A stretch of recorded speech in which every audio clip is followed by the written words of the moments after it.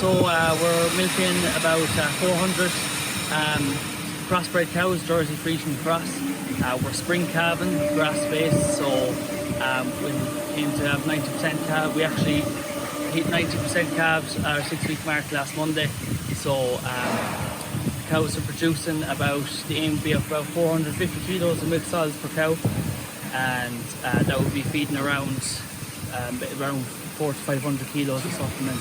After that, it's all grazed grass. So Mark, could you tell us the rotary? What size is it and the make? So it's a 60-bay GEA Rotary. With regards to technology on it, it has ID readers at each of the stalls. Then it's ACRs, it's got retention, there's on-deck teat spraying, and in parlour feeding then as well. We can feed 2 feed types. Is that, and the bottom line here you can see with the taps on it is a separate vacuum line for operating our buckets. So even if milk does go magically into it, it's in a separate vacuum line. Yes. And there's also milk meters on to measure for conductivity, for cell count, and the yield of the cows. Okay. Do you do all your milk recording through that, or? Yeah, yes. that'll give they're ICAR approved. They're not ICAR approved, so we can put on samplers to take off samples to do our milk recordings, but for the yield okay. we'll just put not the ICAR approved. Okay. So maybe what functionality have you here that you'd use every day on that? So mainly with on the screen you wouldn't have to use it too much. It's auto start when the posi arm goes forward. When you lift the cluster, it'll automatically come on. So you're not touching the screen, which has speeds it up. We can put the cows into manual. We can just hit the hand here and it'll go straight into manual then, and that means the ACR won't take it off. If you want a cow to come back round to you, or you want to make sure she's linked out properly, you can just throw on manual. You can also set it up in the computer that cow will automatically go on to manual when you push it on. If it's one you want to put on manual every day, maybe a very slow milker or that. And then there's, apart from that, if a cow kicks it off, it'll register that there's a sudden stop in milk. It'll pull down the retention and bring her back around again, and it'll appear on the screen as NF that she's not finished. We can just hit reset and press the main green button then to push it on. Apart from that, then we just, for putting them into wash, you hold down the button for a couple of seconds to put the unit into wash. Okay. So these arms here, could you explain what they're doing for you?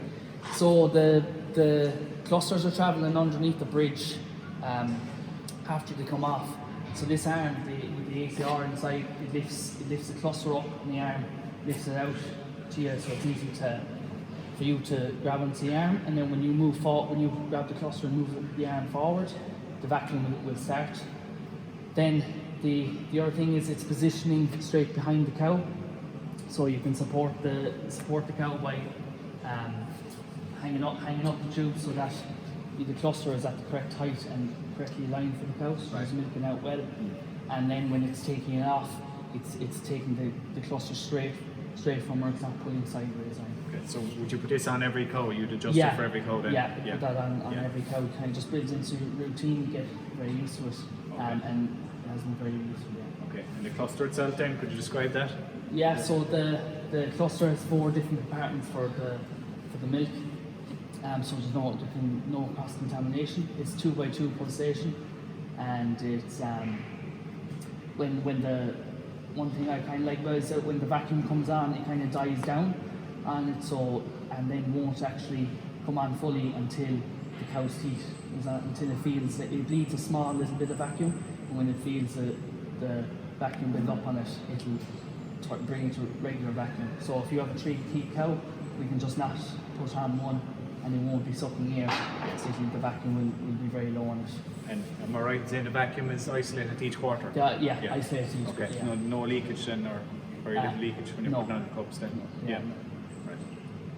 Good. And you have your on-platform teat sprayer then? Yeah, on-platform teat sprays. It sprays after the cows, when the cups come off, and it kind of also helps double up as making sure the cows are standing square and their legs are apart. It just helps the operator putting the cups on and flowing, helping them flow and milk can go faster. Okay. So your controls or lines here, then what functionality are they? So there's an emergency stop going the full way around. If you pull that, then you have to go set the reset button. And then there's a green line stop go at cups on, and there's also a stop at cups off, but you have to be at cups on for it to go. And then we also have the control switches, stop go, control the speed, and that on the control unit at cups on. Okay. And your control box over here, could you explain briefly maybe the functionality on that? So so basically it controls how milk is flowing. So we have to go forward, we have stop, and we have reverse. The reverse you have to hold so it won't just automatically flow in reverse. You'll have to hold down and stay here if you are reversing it. There's also sensors on it that if it reads a cow standing halfway off on the exit, it won't let you reverse until she's moved out of the way.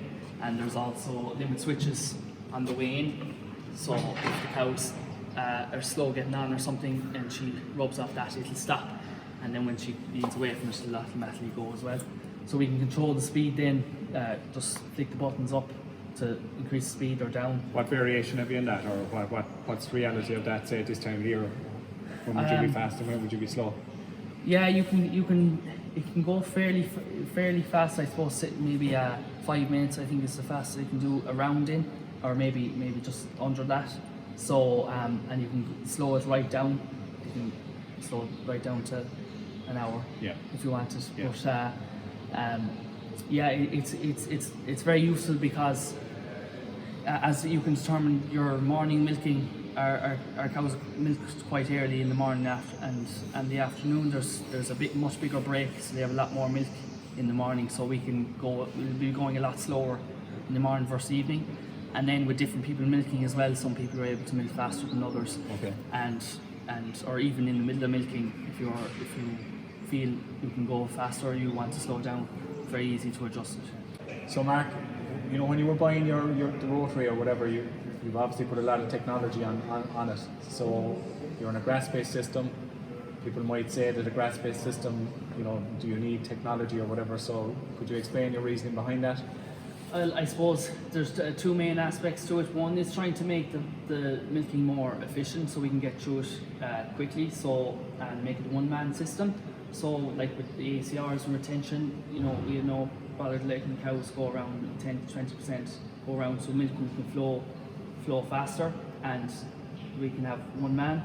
With regards the milk meters and that, we went from an old parlour that had jars in it, and being able to, if you wanted to be able to see what the cows were doing very, very easily. So you have that extra eye on it, because I suppose if you can't measure it, you can't manage it. So it's just something when there's a lot of cows going through in a short space of time, it might pick up on a cow that she's lower than normal, that you mightn't see yourself. So it's just that extra aid, and obviously with the milk recording, it helps make that more efficient as well. But just being able to, we can just see the cows extra, like with the conductivity or if they're low milk, it's just that extra eye to trying to measure things so that you can manage them better and make things more efficient time-wise. And with all this extra information, are you using, say, that information, are you acting on it, you feel? Yeah, with the milk recording and that, we and as well getting the information earlier, you can kind of see how the cows are doing. You can spot even in between recordings where cows have dropped and that, and all the data is on the computer for you to look at, and we do try use as much of it you can. But if the data's not there, you can't. It's hard to manage it. Yeah. Very good. Okay. Mark, the platform it's falling forward, is it? The platform's falling forward, yeah. So when you're hosing down or anything, everything flows away from the operator to the front, and then it drops down and shoots out into this small channel in the back there. Okay, and the platform itself, it's a double beam? It's double beam, yeah, and the rollers, nylon rollers then in between. And I suppose a lot of rotary parlours you see they'll be sheeted down, whereas this is open straight in underneath, and that's mainly for I suppose that we could do the milk recording and everything on the outside, and with the second vacuum line for the buckets, everything's on the outside then, for you don't need to be going into the inside as much. Okay. And in terms of the construction then, it appears a lot easier than most rotaries in that there's no deep, don't have this deep area that you have for all the gear that's typically on most rotaries. So the construction possibly was an easier job.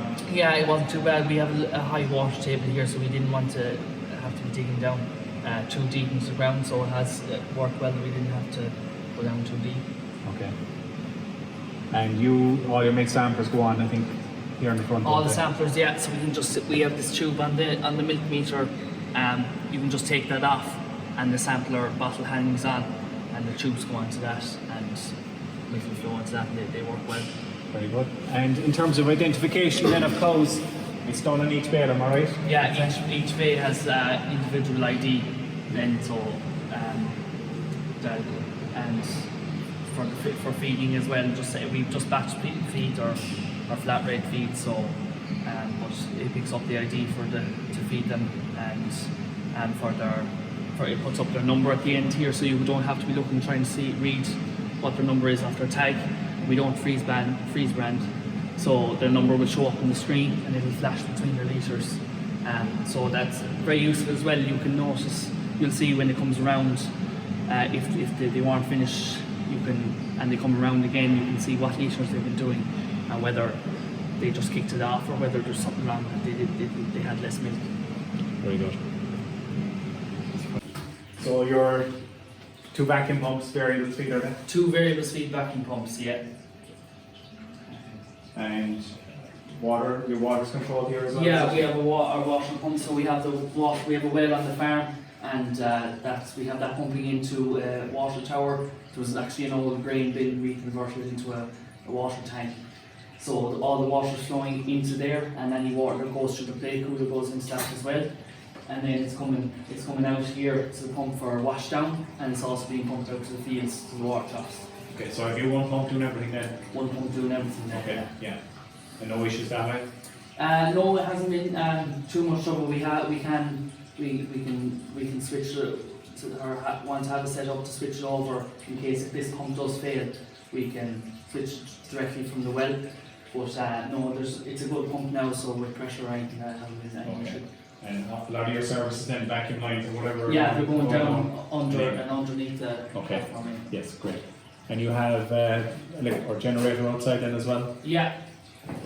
We have a generator then outside then for just in case if we didn't get it, the power would go all the time. So I suppose it just helps us run that. It's also hooked up for the whole farm, not just the milking parlour. So if there's no power, it can run everything.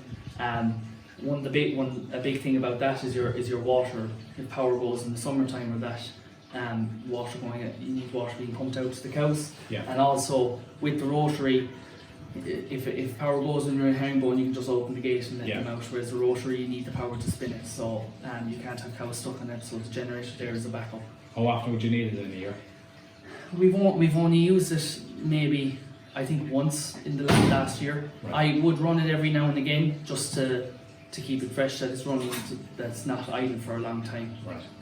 But when it has actually we really needed it, was actually only once last year. Okay, good. But we did, in the old parlour we had we had power cuts in storms and that. Yes. And sometimes in a bad storm, it could be a long time for the power going back. So. Yeah. Good deal. So your wash line, Mark, with 2 wash lines? Yeah, so normally one of the receiver jars will stop over here and the wash line's connected up. And there are sensors on the wash line then, so the platform can't move if they're not hanging up in the wall. And the advantage of the 2 wash lines, I believe, is that you get more water around faster. You're getting more water into it quicker, yeah. Very good. So your milk then coming in, our milk is coming in overhead. Then it's pumped out over the top of the platform, and it's coming down into we have 2 sock filters here then. And it's then run through. We actually have a 3-way valve here for taking off calf milk that we can divert the milk out into that's going outside, where we can store it in IBCs or else go straight into your calf cart for feeding calves. but normally it's going straight through our clay coolers upstairs, and then it's coming down here and straight into the tank, which is outside.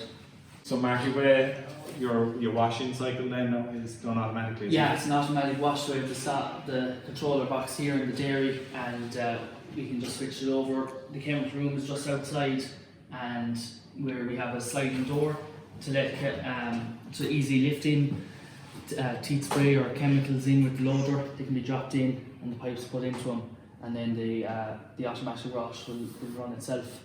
And I think it does an acid wash maybe every ninth wash with prussic acid, then the final rinse after that. We haven't used chlorine. And again, some people will put in an automatic wash, some won't. Are you happy you put it in? Yeah, it is, especially with the rotary. Wash down it's a large area to be washing down, and the automatic wash makes it a lot simpler. We normally try to have 2 people washing up to help speed things up as well, just with putting cups and jetters and hosing down and all that. The automatic wash is a big thing, because we'll normally be actually finished by the time the first rinse is finished, and then we can change our filters for the next milking, and you're free to go then. It's big saver. So just in general, so you were 60 bale rotary and you're milking, say, 450 cows?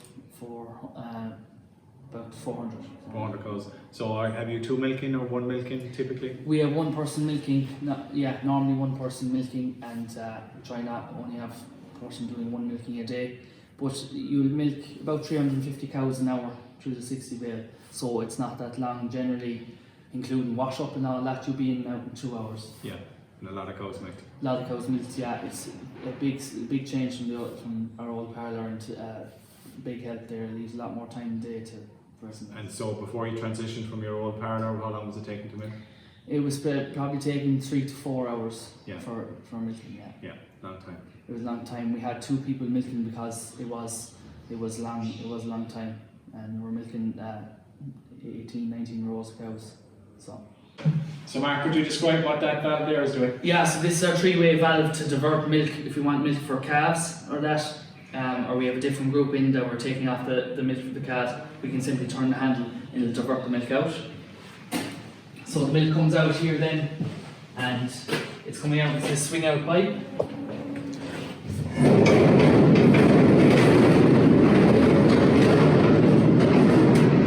So this is our chemical store here. We can easily land in our barrels and stuff, and then our pipe can swing out here to the cart on the quad.